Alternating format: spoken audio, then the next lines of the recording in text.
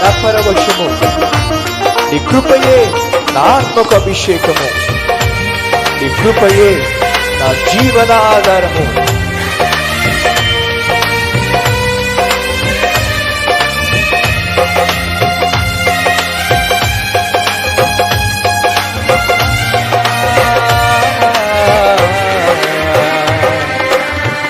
నీ కృపయే నా ఆశ్రయము, నీ కృపయే నా ఆత్మకు అభిషేకము, నీ కృపయే నా ఆశ్రయము, నీ కృపయే నా ఆత్మకు అభిషేకము, నీ కృపయే నా జీవనాధారము, నీ కృపయే నా జీవనాధారము, నీ కృపయే నా జీవనాధారము. నా స్తుతి పాత్రుడా నా యేసయ్యా, నా స్తుతి పాత్రుడా నా యేసయ్యా, నా ఆరాధన నీవే యోగ్యుడవయ్యా, నా ఆరాధనకు నీవే యోగ్యుడవయ్యా. నా స్తుతి పాత్రుడా నా యేసయ్యా, నా స్తుతి పాత్రుడా నా యేసయ్యా.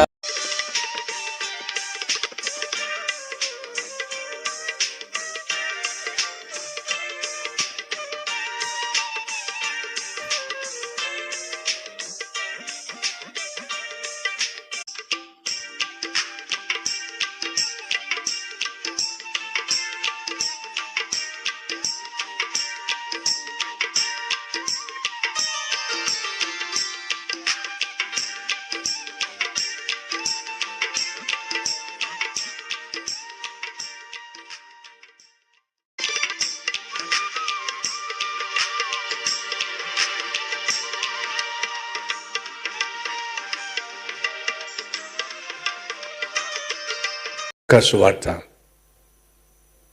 22వ అధ్యాయము. అక్కడ జరుగుతుంది ఏమిటి? యేసుక్రీస్తు ఒలివ కొండకు వెళ్ళి అక్కడ మోకరించి ప్రార్థన చేస్తున్నాడు. ఏమని తెలుసా? తండ్రి తండ్రి, మరి నీతో మనసు విప్పి ఒక మాట చెప్పాలి. నా ఆత్మ సిద్ధంగా ఉంది కానీ నా శరీరం మాత్రం బలహీనంగా ఉందయ్యా. నేను కాసేపట్లో పొందుకోబోతున్న ఆ భయంకరమైనటువంటి శిక్ష గురించి ఆలోచిస్తూ ఉంటే నా ఒళ్ళంతా కూడా చెమటలు పట్టేస్తున్నాయి. అయ్యా, యేసయ్య ప్రార్థన చేస్తున్నాడండి.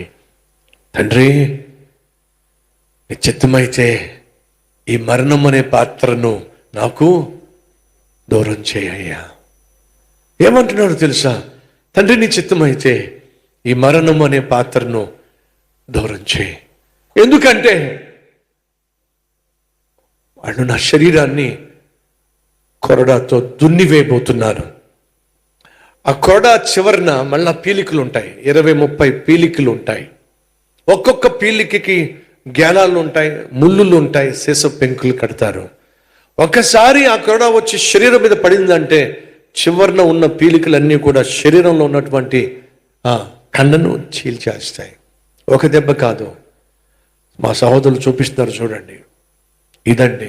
ఆ విధంగా చివరిన పీలికలు ఉంటాయి. దానికి సాధారణంగా రోజుల్లో మేకులు కానీ, తుప్పట్టేసిన మేకులు కానీ, గ్యాలపు ముళ్ళులు కానీ, సిస పెంకులు కానీ కడతారండి.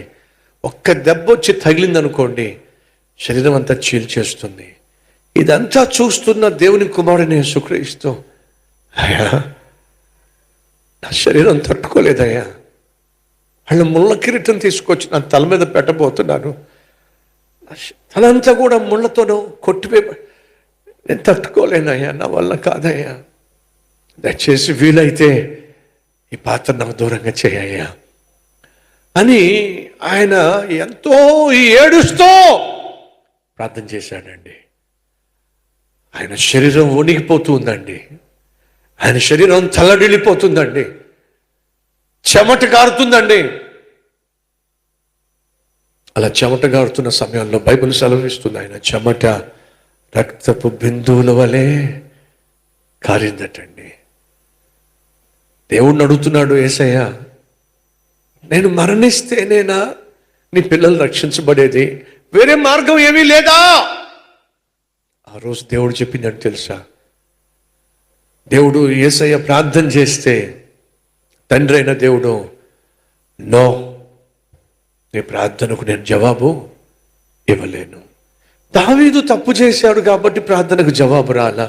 మోషే తప్పు చేశాడు కాబట్టి ప్రార్థనకు జవాబు రాలా. మరి యేసయ్య ఏ తప్పు చేశాడండి? ఆయన ప్రార్థనకు జవాబు రాలేదు. ఆ రోజు ఏ తప్పు చేయకపోయినా ఆయన ప్రార్థనకు జవాబు రాకపోవడానికి కారణం తెలుసా అండి? తప్పు చేసిన మనలను రక్షించుకోవాలి. ఒకే ఒక ఆశతో దేవుడు తన ప్రియకుమారుని యేసుక్రీస్తు ఏడుస్తున్నప్పుడు ఆ ప్రార్థన ఆలకించలేదండి. వీళ్ళు చాలా మందికి పిల్లలు ఉంటారు. నాకు కూడా 2 కొడుకులు ఉన్నారు. చిన్నప్పుడు వాళ్ళు ఏదైనా కావాలని కోరినప్పుడు నేను బిజీగా ఉండో లేకపోతే వాళ్ళ మీద కోపం ఉండో వచ్చి, ఒకవేళ ఫ్రెండ్స్ కానీ సుహాస్ కానీ చిన్నప్పుడు వచ్చి, డాడీ అది కొనుక్కుంటాం డాడీ, ప్లీజ్ డాడీ అన్నాడు అనుకోండి, రై పొరగ నుంచి ఆ మాట అనేసరికి వాడికి ఒక్కసారిగా ఎక్కడ లేని, చెప్పండి ఏంటో, ఎక్కడ లేని ముఖంలో మార్పులు వచ్చేస్తాయి. లోపల నుంచి తనుకుంటూ తనుకుంటూ తనుకుంటూ కళ్ళల్లోంచి బుడబుడ నీళ్లు గారుతాయి. అది చూసిన వెంటనే వాళ్ళ కళ్ళల్లోంచి నీళ్ళు వస్తూ ఉంటే, మీ పిల్లల కళ్ళల్లోంచి నీళ్ళు వస్తూ ఉంటే మీరేం చేస్తారు చెప్పండి? గబగబ వాడిని దగ్గర తీసుకొని రా రా అని చెప్పి గట్టిగా అట్టుకొని మీ పాకెట్లో డబ్బులు తీసి వెళ్ళి కొనుక్కో వెంటనే ఇచ్చేస్తారు. ఎందుకని? మీ కుమారుని పట్ల మీకున్న ప్రేమ. యేసయ్య ఒలీవ తోటలో వణికిపోయాడండి, తల్లడిల్లిపోయాడండి, భయంకరంగా ఏడ్చాడండి, కన్నీళ్లు కార్చాడండి. తండ్రేమో చూసి చూడనట్టుగా ముఖాన్ని పక్కకు తిప్పేసుకున్నాడండి. యేసుక్రీస్తు ఎందుకని అంతగా ఏడ్చాడు? తనకు తెలుసు తన పొందుకోబోయే మరణము భరించలేనిది అని చెప్పి. అయినా దేవుడు తన కుమారుని మరణానికి అప్పగించేశాడండి.